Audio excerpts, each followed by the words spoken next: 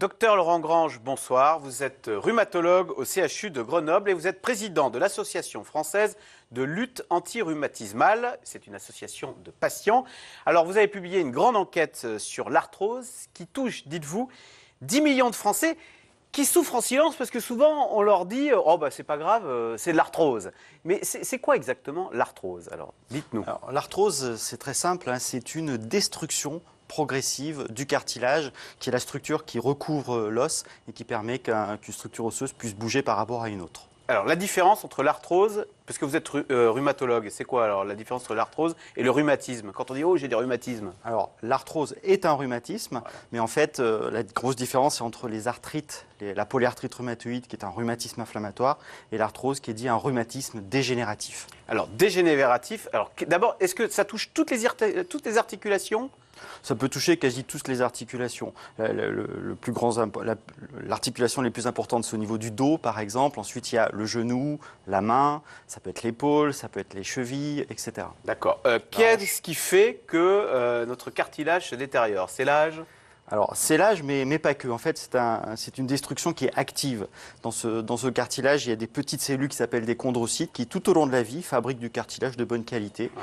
Puis, suite à des surpressions, des problèmes mécaniques, eh bien, ce cartilage va évoluer vers la destruction, va orienter son métabolisme vers la destruction, et il va y avoir une destruction progressive du cartilage qui va entraîner des douleurs, des raideurs, des déformations, des craquements lorsqu'on mobilise les articulations. Est-ce qu'on est tous égaux ou il y a une partie héréditaire? Il y a des gens qui ont de bons cartilage? Non, oui, c'est comme ça. Il y a une part héréditaire, hein, comme dans beaucoup de pathologies. Qu'est-ce qui fait qu'on attaque plus ou moins... Donc on a un capital cartilage qu'on va détruire plus ou moins vite. Alors c'est si on fait trop de sport ou si on travaille à la chaîne et qu'on fait toujours les mêmes gestes, par exemple? Alors, effectivement, les sursollicitations mécaniques, les sports de compétition, par exemple le ski et autres, peut-être pourvoyeuses d'arthrose, mais le plus grosse part d'arthrose est liée au surpoids. Hein, au niveau du genou, par exemple. Le fait d'avoir un poids trop important va entraîner des sursollicitations mécaniques sur le genou et destruction. Vous parliez du ski. Si on a fait une chute, qu'on se fait une entorse, qu'on s'est cassé quelque chose, on est plus susceptible à cet endroit-là de développer une arthrose plus tard? Alors, si le traumatisme et la lésion est proche de l'articulation, effectivement, c'est une des causes également d'arthrose secondaire. Les symptômes, c'est quoi? La douleur?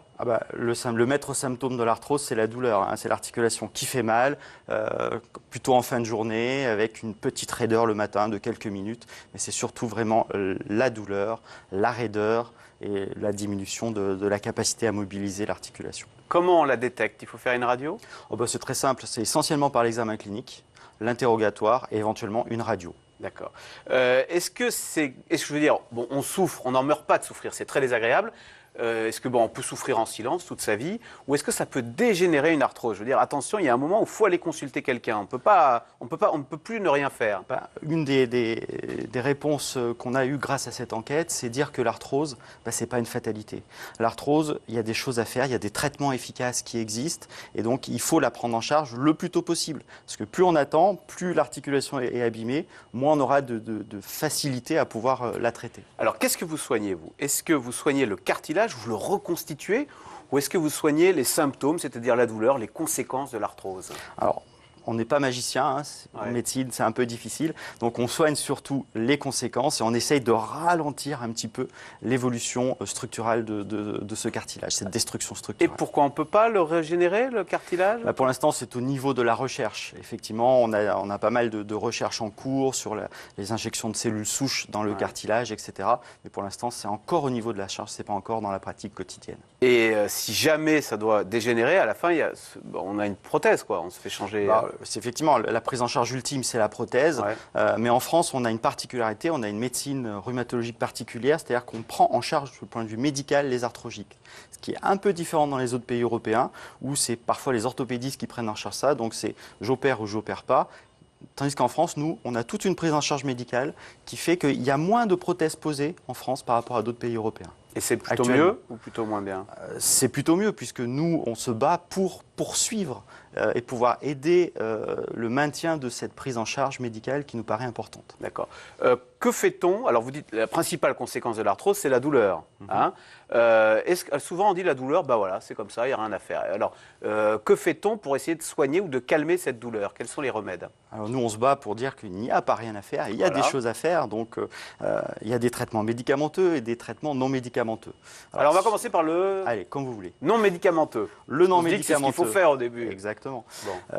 C'est ce que je ferai moi en premier en consultation. Donc d'abord c'est l'éducation thérapeutique. Informer le patient de ce que c'est que la maladie, comment on peut la contrôler, comment on peut la gérer. Éducation thérapeutique. Bon, ça ne le fait pas moins souffrir. Alors, ça fait moins souffrir, mais ça aide. Ça aide à mieux connaître. Exactement. Ensuite, on a la perte de poids quand on est en surpoids. D'accord, donc par exemple, maigrir. Ouais, maigrir. Perdre 10% de son poids, ça améliore de 25% les symptômes chez l'obèse, par exemple. D'accord. 10%, 25%.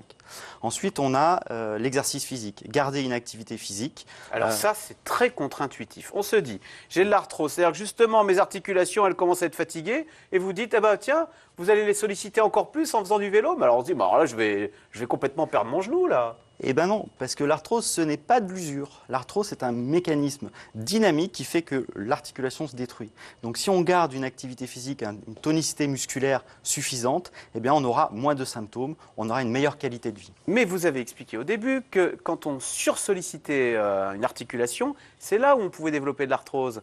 Donc je me dis, moi, si je fais 1 heure de vélo par jour, je vais évidemment développer de l'arthrose à mon genou. Et non, parce que ce n'est pas des sports en charge. Le vélo, par exemple, c'est bien. La gymnastique, ou plutôt l'aquagym, c'est encore mieux parce qu'on a moins de poids, moins de contraintes mécaniques sur les genoux. En revanche, course le footing, c'est moins bien parce qu'il y a tout le poids du corps. Exactement. D'accord. Alors, donc, maigrir, du sport. Si on a encore mal, c'est là où il faut prendre des médicaments. Non, on a encore d'autres choses. On peut avoir la oui. cure thermale. La cure thermale, il y a plein d'études qui montrent que la cure thermale a un impact positif sur la qualité de vie. Dans l'année qui suit, on diminue le nombre de prises d'antalgiques, d'anti-inflammatoires, etc. Alors c'est quoi la cure thermale? On vous fait de la kiné C'est pas de la kiné, c'est des soins thermaux. Donc c'est à la fois, effectivement, ça peut être dans de la boue particulière avec de l'eau thermale. Ça peut être des soins de kinésithérapie, de massage, de prise en charge. Ça peut être remboursé par la sécurité sociale, ça? C'est remboursé actuellement par la sécurité sociale. Si un rhumatologue le prescrit? Ou un médecin généraliste. Ou un médecin généraliste, d'accord. Kiné, ça marche, ça? Alors, la kinésithérapie, ça fait partie effectivement de l'exercice physique pour garder une tonicité, garder une mobilité. Il faut garder une mobilité, bouger, bouger, bouger. D'accord. Ensuite, dans les médicaments, on y va. Alors les médicaments, c'est parti. Donc, on a dit l'arthrose s'entraîne de la douleur. Ouais. Donc, si ça entraîne de la douleur, on va donner un antalgique. Voilà. Vous êtes médecin. Non, mais c'est connu ça. Mais, voilà. mais oui, mais ça a les effets secondaires terribles, ça, non? Alors, on ne peut pas en prendre de façon régulière. On peut en prendre si on a été opéré, enfin un truc comme ça. C'est pas un truc qu'on prend quotidiennement. Non, les antalgiques ont une toxicité qui est relativement modérée. Le paracétamol, même si on commence à nous dire que le paracétamol peut avoir une toxicité. Ensuite, il y a les anti-inflammatoires non stéroïdiens. Alors là, par contre, qui ont une toxicité sur le cœur, sur le rein, sur l'hypertension, etc. Donc là, il faut faire attention. Ensuite, on a ce qu'on appelle les traitements de fond, les anti-arthrosiques symptomatiques d'action longue, un mot compliqué pour dire c'est un médicament qui va ralentir un peu l'évolution et surtout diminuer la douleur, les poussées douloureuses lorsqu'on prend ce traitement. Il y a plein de pubs pour des médicaments aux herbes, je ne sais pas quoi, et ça marche ou c'est du pipeau de marketing, ça? Ça, moi, je ne peux répondre qu'en médecin, qu'en evidence-based medicine, comme on dit. Et là, c'est du pipeau marketing, je le lis dans vos yeux. Voilà, on peut le dire. Très bien, on va aller.